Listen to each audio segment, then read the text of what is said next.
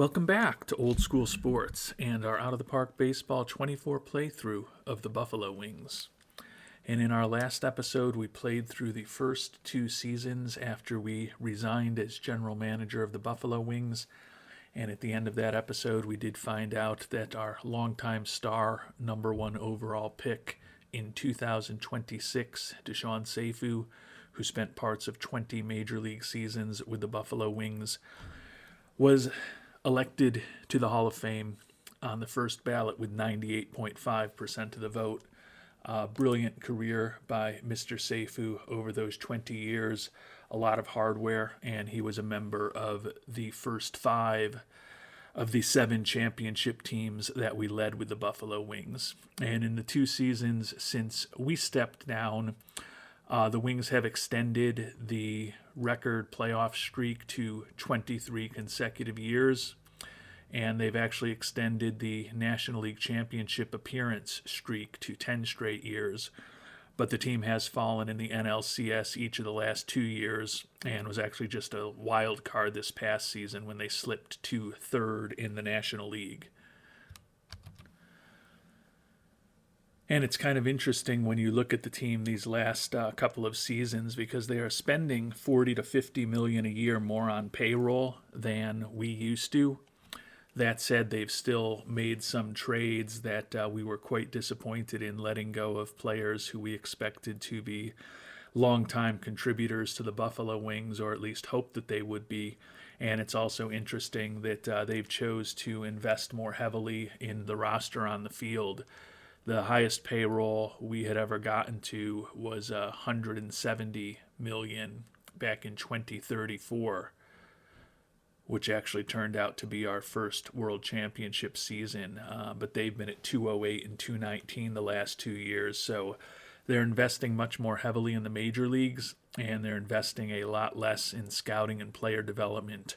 We'll see how that works for them going forward. In this episode, we're going to continue simming forward several seasons most likely, and the goal is to kind of see how the Wings perform over the coming years and also check in on some of the top performers in Wings history and some of the young prospects that we had in our system and follow their careers in the coming years.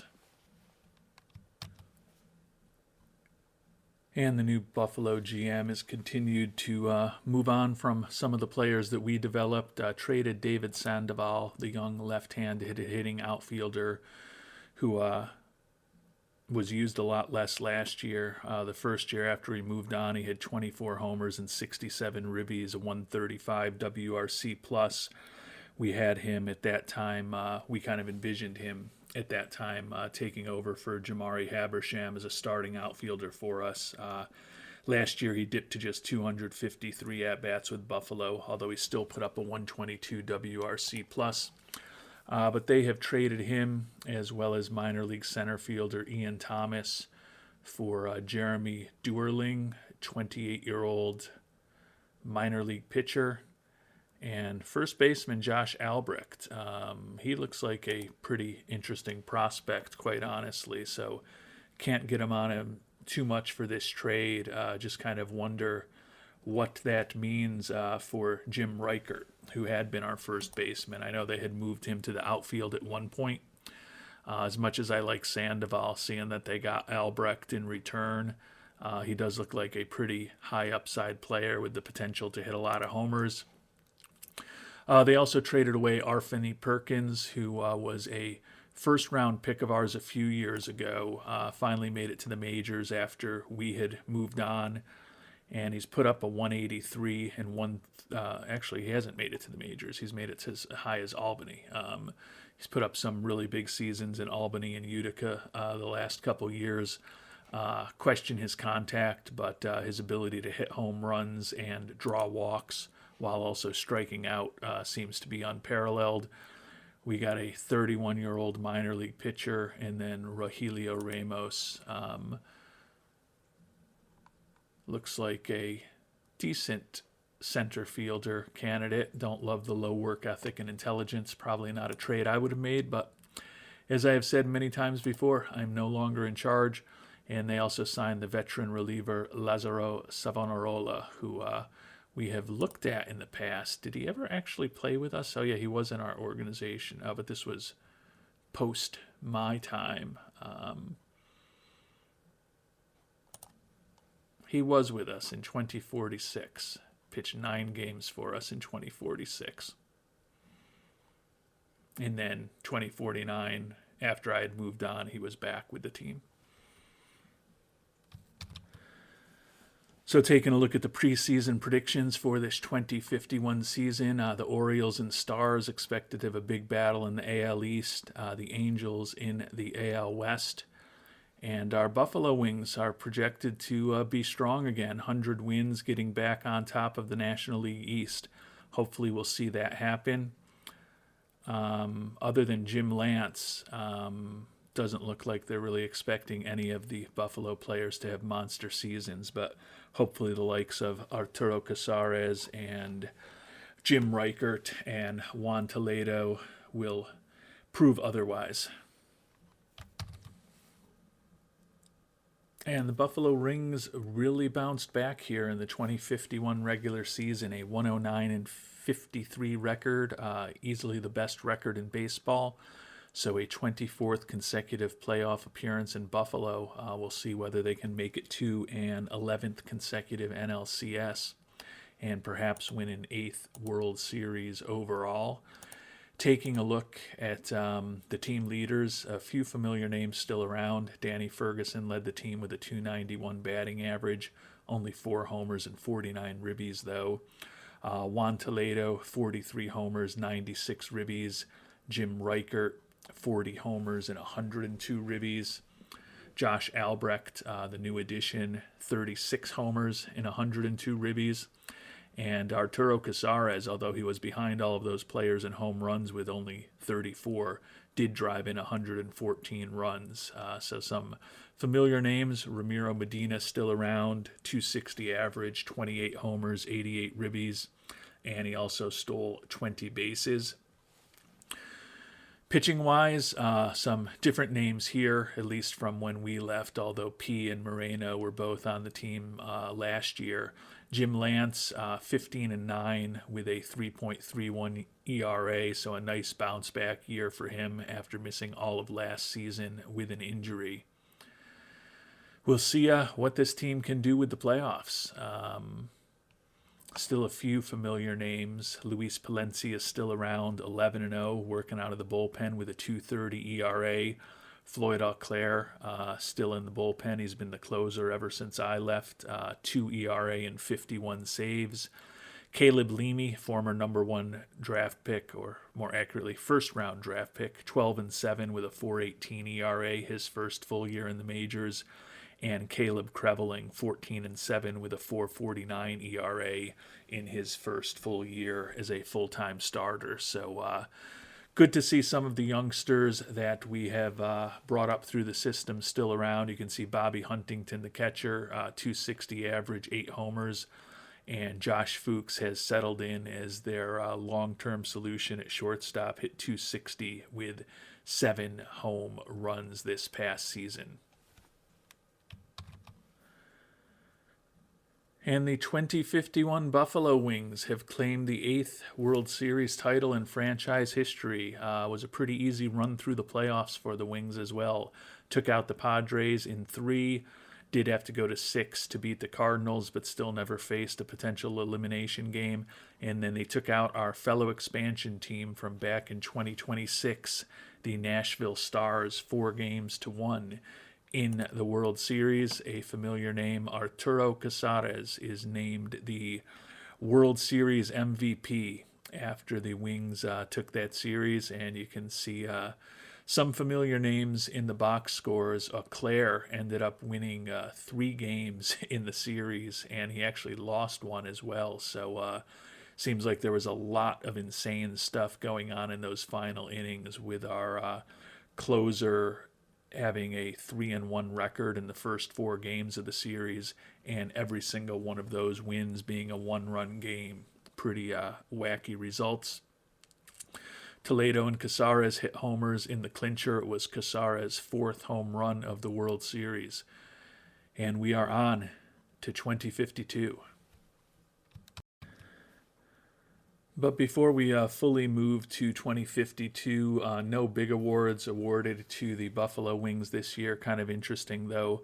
Eau Claire finished second in the voting for the Mariano Rivera Award. Luis Palencia was fourth, and our former excellent left-handed reliever, Chad Aguirre, who apparently was traded away to San Diego a while back, was the Mariano Rivera Award winner with a 1.79 ERA and 118 strikeouts over 85 and 2/3 innings. And in the early stages of this 21 to 2052 offseason, the Buffalo Wings have signed closer Floyd Auclair to an extension. Unfortunately, longtime second baseman Ramiro Medina has left the Buffalo Wings after a excellent run with Buffalo. We picked him up in a trade from Pittsburgh, I believe about a decade ago at this point. Yeah, 9 years in Buffalo, and now he has signed as a free agent back in Pittsburgh. Had a really nice run with the Buffalo Wings, a 3-time playoff series MVP, and a member of 5 world championship teams in his 9 seasons in Buffalo. And interestingly, our old friend Joe Scott, who was a excellent reliever for us for many years, has signed back 560 lifetime saves. The majority of those were in Buffalo, I believe about 337.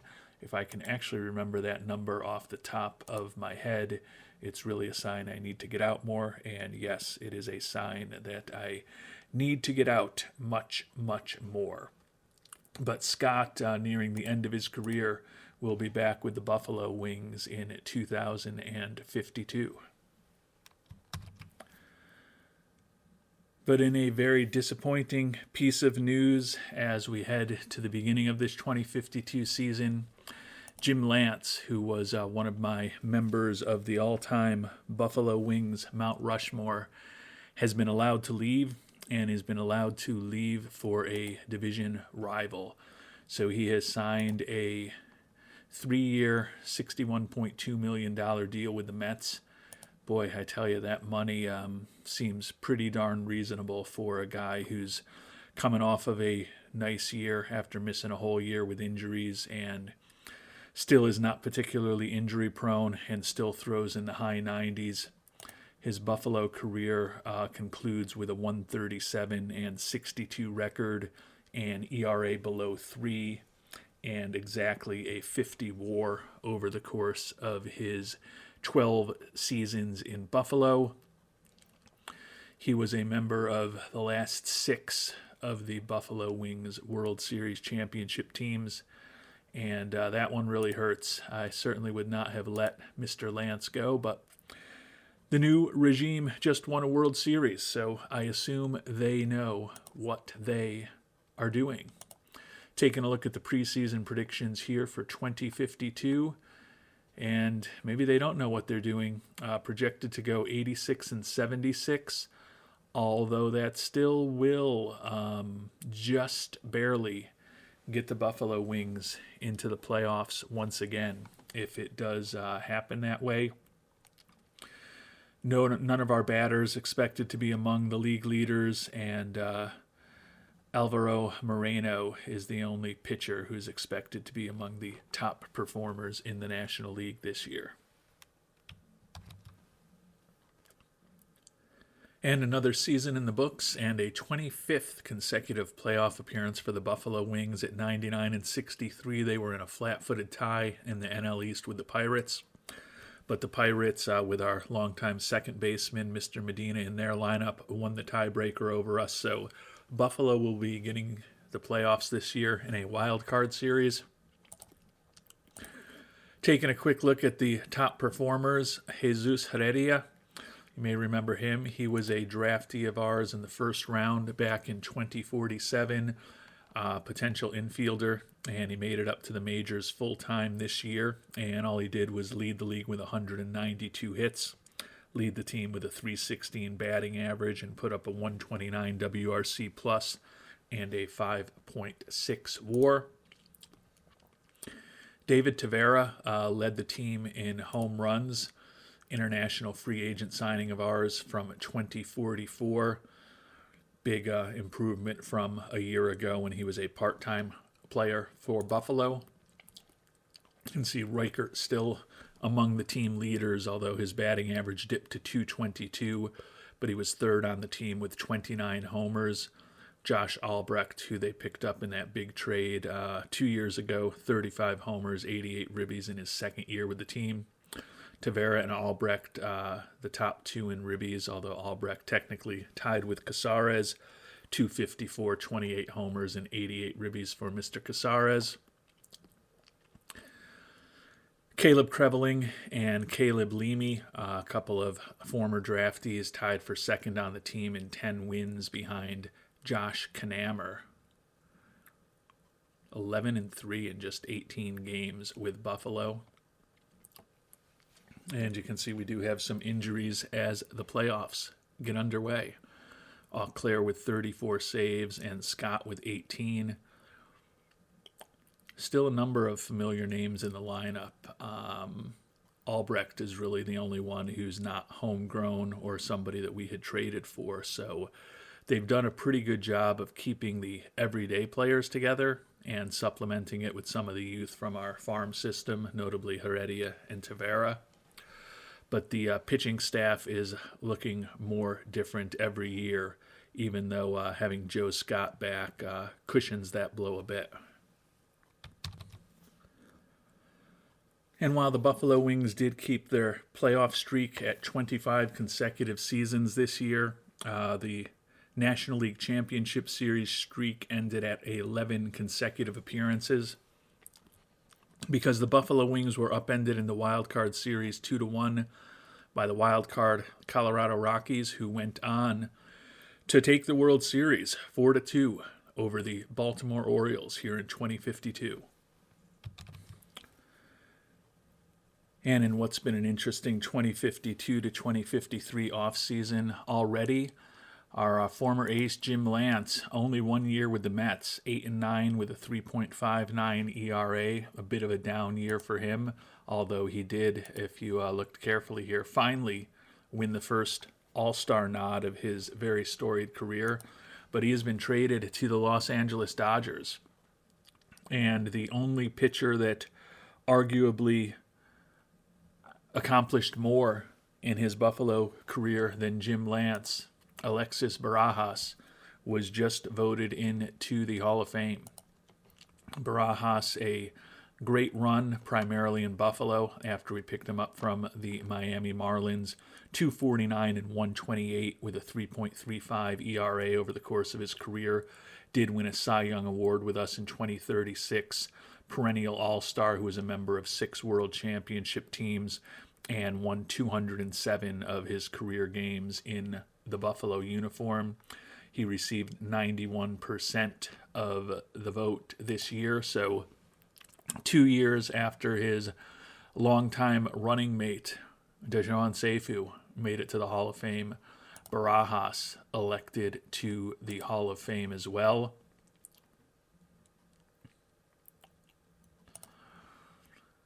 Three players this year, Bloomquist and Dover also joining him. Shamar Jenneret has been dropping a little bit each year on the ballot. Seems unlikely that he will get in.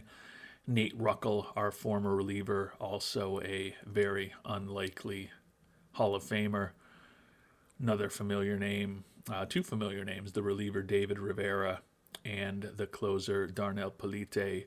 Also got some votes this year. Actually, Rivera didn't get any votes, although he was on the ballot, but they will both be dropped. And looking ahead now to the 2053 season, the Yankees with 98 wins expected to be the premier team in the American League. And over in the National League, we are expected, or the Buffalo Wings are expected to be a 98-win team as well. Offensively, the young infielder Heredia expected to have another big year, hitting over 300 again. Pitching-wise, Moreno expected to be among the top pitchers in the National League. And it was another great battle in the National League East between the Wings and the Pirates here in 2053. The Wings came out on top this year, 98 wins, exactly as expected, tied with the Reds and the Dodgers for the best record in baseball. The Wings go into the playoffs for a 26th consecutive year. Did notice over the course of the season that unfortunately our good friend Jim Lance was doing really well his first year with the Dodgers, 5-1 with a 1.84 ERA, but bone chips in his elbow, still out for another 5 weeks. So it's getting progressively harder, it appears, for Mr. Lance to stay healthy and effective. Missed the entire 2050 season, and only 9 games pitched in 49 innings here in 2053. Taking a look at the top players for the Buffalo Wings, Casares, Toledo, and Reichert, the top 3 in homers. Haven't seen that for a few years. Those are still 3 old school sports recruited and or traded for and or drafted for and or signed as international amateur free agents. So good to see those 3 guys still an important part of the middle of our lineup. Caleb Leamy made a big step forward this year, 19-6 with a 3.27 ERA. Ari Caper looks like he is back in the rotation. Started for us in bits and pieces years ago, back with the Wings now after moving to Miami. 17-9 with a 4.31 ERA. A lot of injuries here. Claire out for 3 days, and Reichert out for 3 days also. So the good news is that both of those guys should be back for the playoffs. Joe Scott ended up kind of taking over as the closer this year, 24 saves.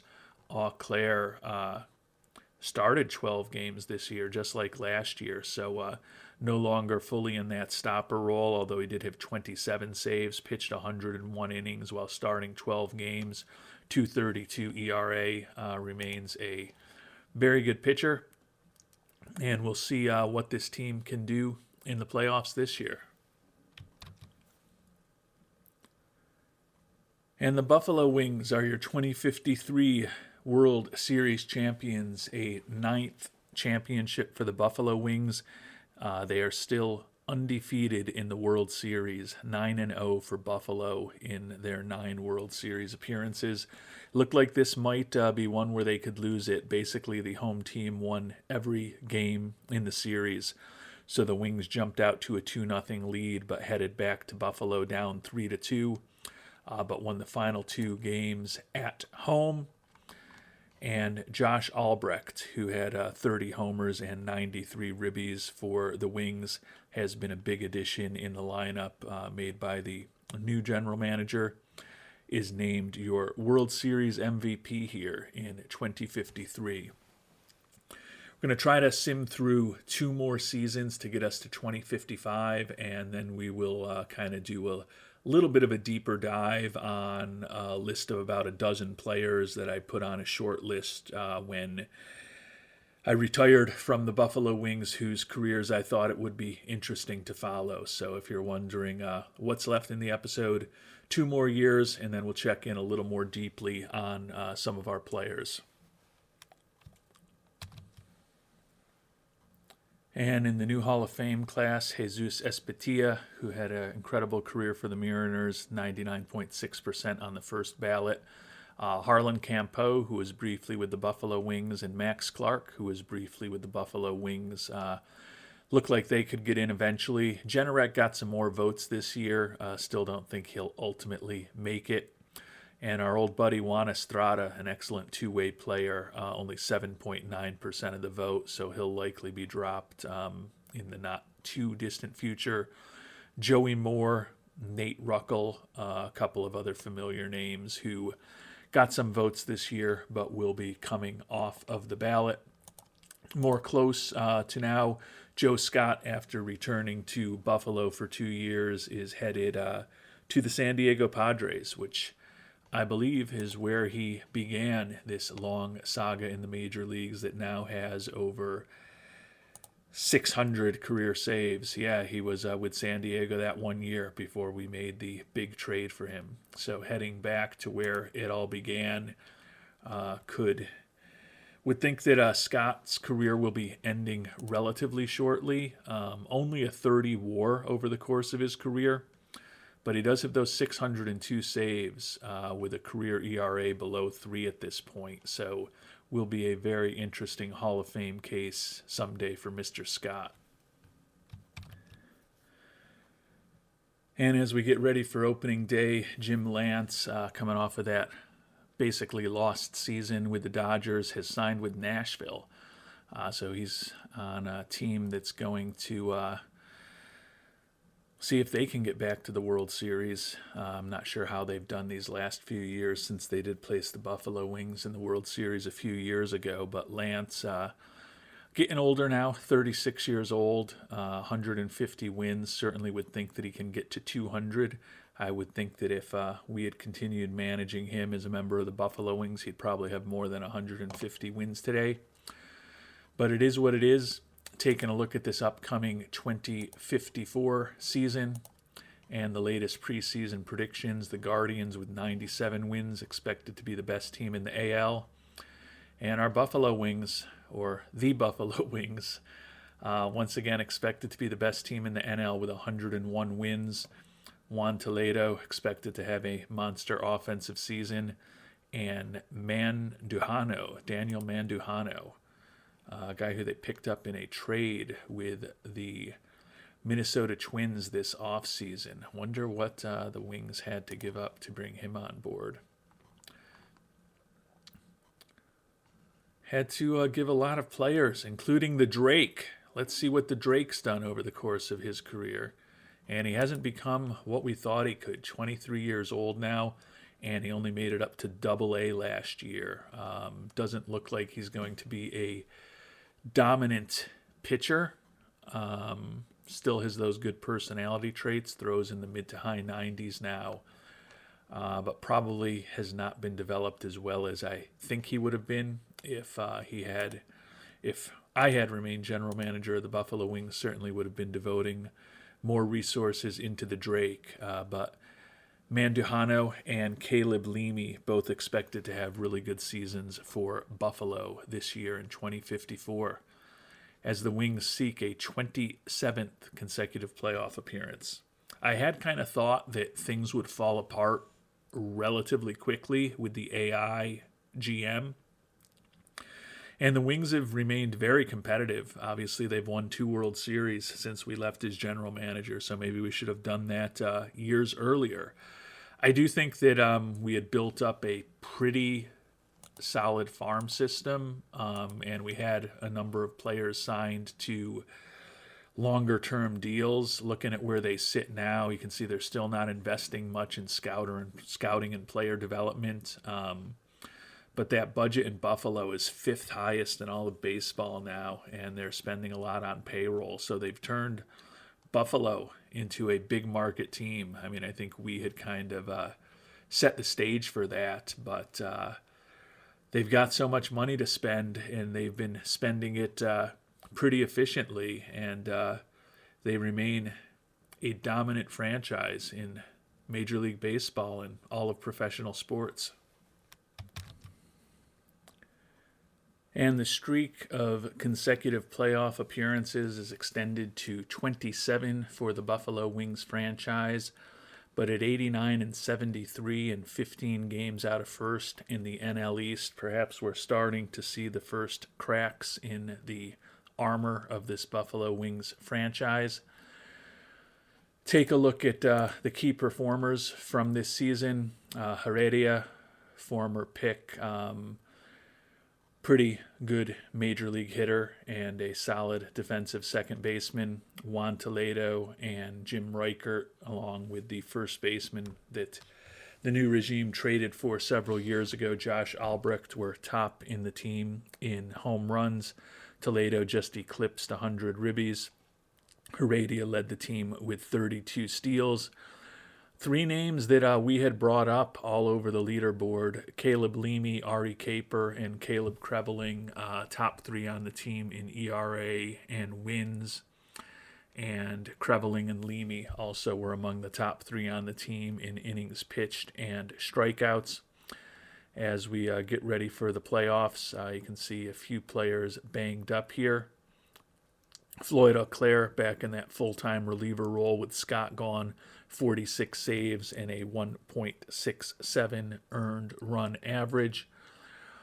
Reichert, 28 homers and 89 ribbies, but the batting average dips to 205. Josh Fuchs doesn't even reach the Mendoza line, hitting a .197, but he has become a long-term starting shortstop for the Buffalo Wings. Casares, a very down year for him, 239 average, 16 homers, 67 ribbies, played just 108 games, so likely some injuries involved there as well. We'll see if the team can make a big run here in the postseason. Looks like just an awful year by the Washington Nationals, 56 and 106. They were 21 games out of 7th place in the National League East. And unfortunately, the Buffalo Wings bounced out unceremoniously 2-0 in a wild card series against the Phillies. Our divisional rivals, the Phillies and the Pirates, went on to face each other in the NLCS. The Pirates prevailed there 4-1, and they also prevailed 4-1 over the Guardians in the World Series. So the team that we have been battling with at the top of the division for the past several seasons finally gets a World Series championship. And we are now on to the 2054 to 2055 offseason. And in the 2055 Hall of Fame class, Luis Ortega, the catcher, and Harlan Campeau, the starting pitcher, both of whom had short stints in Buffalo. Campeau's particularly short. Named to the Hall of Fame this year. Jenneret, in his 5th year on the ballot, fell back a bit. And Juan Estrada actually improved a bit from a year ago, but certainly not anywhere near a number where we think he'll ultimately be enshrined in Cooperstown. Floyd Auclair, who maybe will be someday, just won the 5th Mariano Rivera Award of his outstanding career. Auclair, now 37 years old, has a vesting option for next year that required 25 games started. So that, for the year after next, okay. Yeah, it was like we're already in the off season. Clearly, it's pretty unlikely that that's going to vest. They have used him as a starter a little bit the last couple of years, but I don't think he's going to be starting 25 games for the Buffalo Wings. And we've made it to the start of the 2055 season. It was a brutal spring for the Wings, who were 7-22. We'll take a look at the preseason predictions here and see if that was just a coincidence, or perhaps the Wings' consecutive playoff streak may end at 27 this year. The Orioles and the Stars expected to be the top teams in the American League at 89 wins. And it looks like it was just a bad spring for the Buffalo Wings, still projected to have 99 wins, which would be the best in all of baseball. Juan Toledo, Caleb Leamy, and R.E. Caper all expected to have big seasons this year for Buffalo.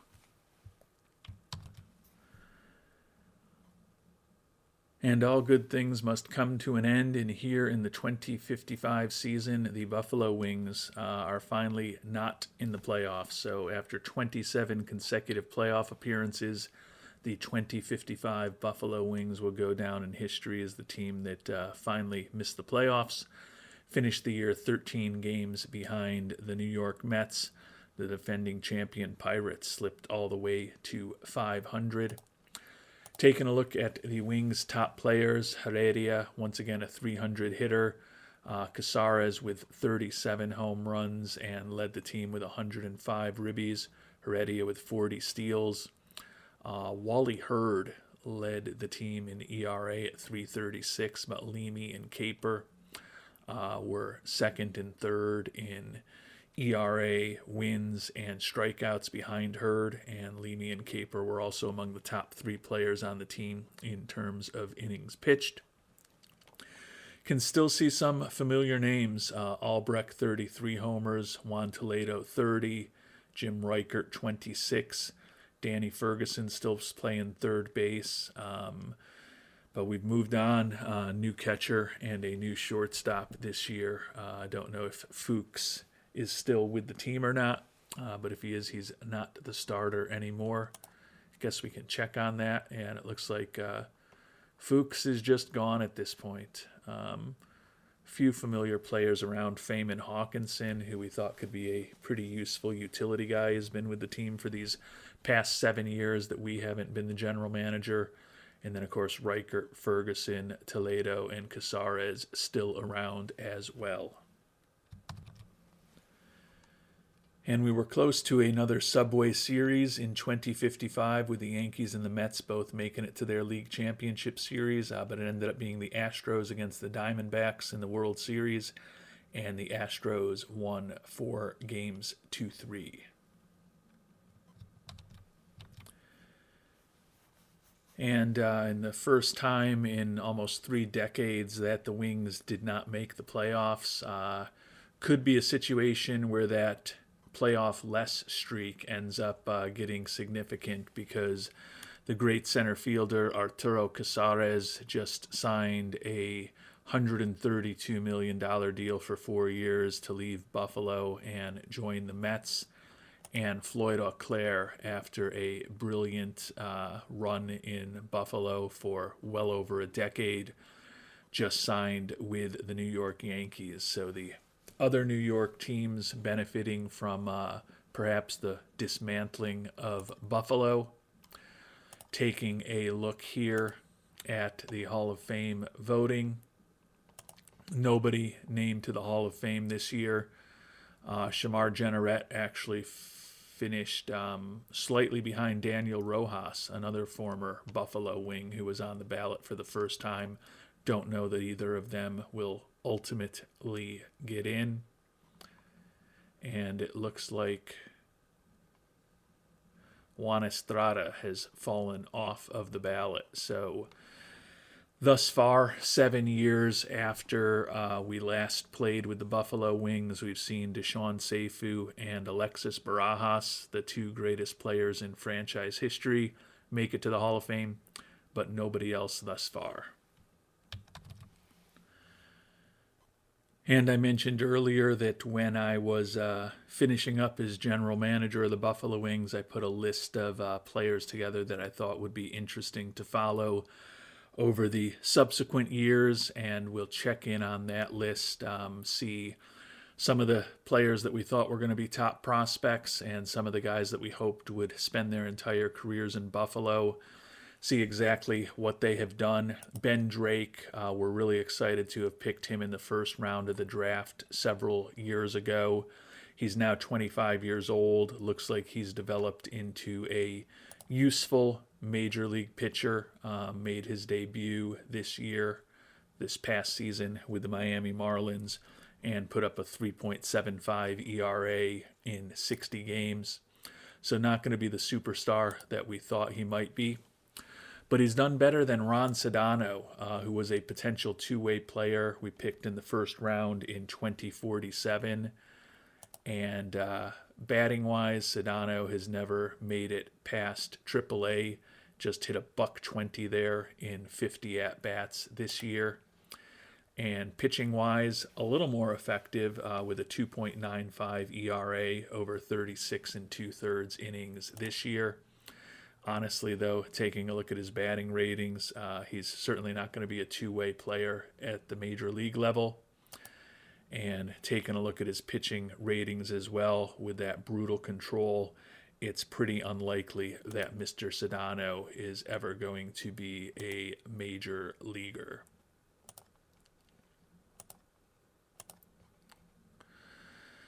Moving on to a guy who has become a major leaguer, Jesus Heredia, first round pick in 2047 with a supplemental pick behind Sedano, has become an important player for these revamped Buffalo Wings. He's now been in the major leagues for part of 6 seasons, led the league in hits a couple of times, doubles once, and is a career .304 hitter. Swampy Heredia is probably the closest thing we've ever had to Dashawn Seifu, 141 steals over those parts of 6 seasons. Now, granted, that's less than 2 seasons of work for Seifu in his prime, but his 118 career WRC plus and 16.7 WAR are both pretty solid figures. He's been a 2-time All-Star, won a Silver Slugger, and a member of the 2 most recent Buffalo Wings championship teams. Caleb Leamy, also still in Buffalo, was a first-round pick of ours in 2045, and he's become a solid major league starter, 65-45 record with a 3.62 career earned run average. Caleb Kreveling is a guy who is no longer with the Buffalo Wings. Looks like he either just signed, I'm assuming he signed as a free agent with them. He was traded after this season to the Chicago White Sox. 54-45 record with a 4.45 ERA. Kreveling was another first-round draft pick of the Buffalo Wings. Juan Toledo, international amateur free agent, is now wrecked physically, but he is somebody who has spent his entire career in Buffalo. A very consistent power hitter, has 310 home runs and 851 ribbies over the course of his career. Been a part of the last 2 World Championship teams that I was general manager for, as well as 2 subsequent teams. 4-time Gold Glove winner, 2-time All-Star, and a 1-time Silver Slugger winner. Josh Fuchs, one of the more controversial players that I had picked up in a trade from the Yankees long ago. No longer part of the Buffalo Wing organization. The Clarksville Fox, however, was part of 5 World Championship teams and was the 2051 NLCS Most Valuable Player. The question with him was always going to be his bat, and you can see he's a .232 career hitter, was a .233 hitter in over 3,300 at-bats in Buffalo. Still put up an 11.3 WAR over that stretch. He's always been a solid defensive player. Never turned into the Gold Glove shortstop that we thought he might when we believed his range might be a little bit higher. Mentioned that Arturo Casares is leaving Buffalo, and that's disappointing because you look at what he's accomplished in his career. Rookie of the Year, a couple of Gold Gloves, a perennial All-Star and Silver Slugger, a ton of World Series titles, and a bunch of Playoff Series MVP awards. He really had potential and to be as good as anyone in Buffalo history. And I know that's saying a lot with the likes of Seifu, but only 33 years old, and he's already put up a 44.5 WAR, led the league in homers once, ribbies a couple times, slugging percentage, and WAR once. Over 300 homers and closing in on 1,000 runs batted in what has been a well-decorated career for the now New York Met. Danny Black, another guy who I had wished maybe spent his entire career in Buffalo. Was not to be the case, though. Led the league in wins twice in his 4 seasons in his 5 seasons in Buffalo. He's now spent as much time away from the Buffalo Wings as with them, and he's never topped 10 wins in a season since leaving Buffalo. 133-86 career record with a 3.67 ERA. His numbers much better when he was part of the Buffalo Wings franchise. Chad Aguirre, left-handed reliever who came up through our farm system as well. Another guy who moved on from Buffalo relatively shortly after we left the team. Has become a excellent relief pitcher, a 2.48 career earned run average, and 12.2 strikeouts per 9 innings as a lefty out of the bullpen.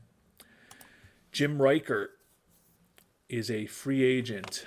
We signed him to a long-term contract. You can see he has been a member of 6 World Championship teams in Buffalo, ended up with a fair amount of All-Star awards, a few Silver Sluggers, and was the NL MVP back in 2046.